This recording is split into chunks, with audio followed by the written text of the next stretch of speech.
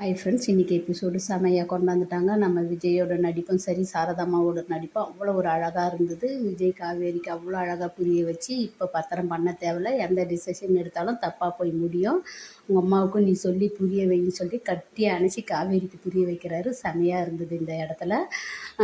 நிவினும் யமுனாவுக்கும் ரொம்ப சப்போர்ட்டாக பேசுகிறா. ஆனால் யமுனா தண்ணியை தட்டி விட்டது தப்பு. சாப்பிடும்போது விரோதியாக இருந்தால் கூட அப்படி செய்யக்கூடாது. ஆனால் நிவின் பேசுறதுனால யமுனாவுக்கு கொஞ்சம் தலை நிமிந்து அப்படி கர்வமாக நடக்கிறா. இந்த இடத்துல காவேரியாக இருந்தால் இதை செய்திருக்க மாட்டா. காவேரி உள்ளே வந்ததும் நாங்கள் வெளியில் போகிறோம், 2 மணி நேரம் நீங்கள் வெளியில் இருங்கன்னு சொன்னால் நாங்கள் எங்கே இருப்போம்னு சொல்லிட்டு அந்த ஃபேமிலி சொல்லுது. எங்கன்னா இருங்க, அதை பற்றி எங்களுக்கு கவலை இல்லைன்னு தான் கோர்ட் அட்டாச்சு கிருஷ்ணா தராரு. நான் கோர்ட் அட்டாச்சு வாங்கிட்டேன், என்னை மீறி நீங்கள் காவேரி பேரிலே மாற்ற முடியாது, எதுவும் பண்ண முடியாது, வாடகை விடலாம். அந்த அம்மாவுக்கு கோவம் வந்து வெளியே பிடிச்சி வந்து தள்ளுறாங்க.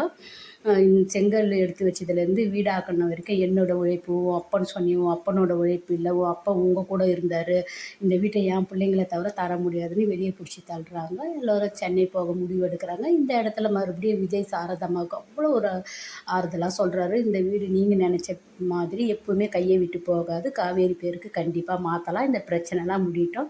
அவங்க ஸ்டே ஆர்டர் மட்டும் தானே வாங்கியிருக்காங்க, இங்கே இருக்க போகிறேன்னு சொல்லலைல்ல, நம்ம கோர்ட்டில் பார்த்துக்கலாம் அத்தை, நீங்கள் எதுவும் கஷ்டப்படாதீங்கன்னு தான் அந்த அத்தை. நான் இதை நினச்சி கஷ்டப்படல, இத்தனை வருஷம் வாழ்ந்த வாழ்க்கை பொய்யாயிடுச்சு, கேவலமான குடும்பத்தில் பொண்ணு எடுத்தேன்னு நீங்கள் நினச்சிடாதீங்கப்பான்னு சொல்லிட்டு 2 மருமக பிள்ளைகிட்டே சொல்கிறாங்க. அப்படி நினைக்கிற கேரக்டரே கிடையாது மருமக பிள்ளைங்க. இந்த அம்மாவுக்கும் புரிய வைக்கிறாங்க, இதெல்லாம் பற்றி நீங்கள் கவலைப்படாத, எப்போ இருந்தாலும் வீட்டை பற்றி நாங்கள் பார்த்துக்குறோன்ட்டு கங்கா யமுனா கிட்டே சொல்கிறாங்க. உங்களுக்கு பணம் தேவைப்படுதில்ல, அந்த பணத்தை இப்போவே நான் தரேன் தான். அப்படி மோசமான கேரக்டர் நாங்கள் இல்லை, வீடு நம்ம விட்டு போகாத இருந்தால் போதும், எங்களுக்கு பணம்லாம் எதுவும் தேவையில்லைன்றாங்க. இந்த இடத்துல காவேரியை புரிஞ்சுக்கவும் பணம் இதுவும் அழகாக கொண்டாந்துருக்காங்க. கங்காவுக்கும் யமுனாவுக்கும் ஒரு புரிதல் தான் இது. அடுத்தது சென்னை வந்ததும் காவேரியும் விஜயும் வீட்டுக்கு கிளம்புறாங்க.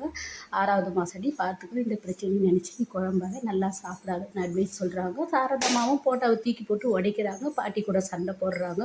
நல்ல புள்ள வளர்த்துக்கிற நல்ல லட்சணத்தில் இத்தனை வருஷம் வாழ்க்கை வேஸ்ட்டாக போச்சுன்னு சொல்லிட்டு கங்கா வந்து சமாதானப்படுத்தி பாட்டி கூட அம்மா போட்டு வந்துடுறாங்க. அடுத்தது எப்படி சொல்லிடுறாங்க பார்க்கலாம். Bye by.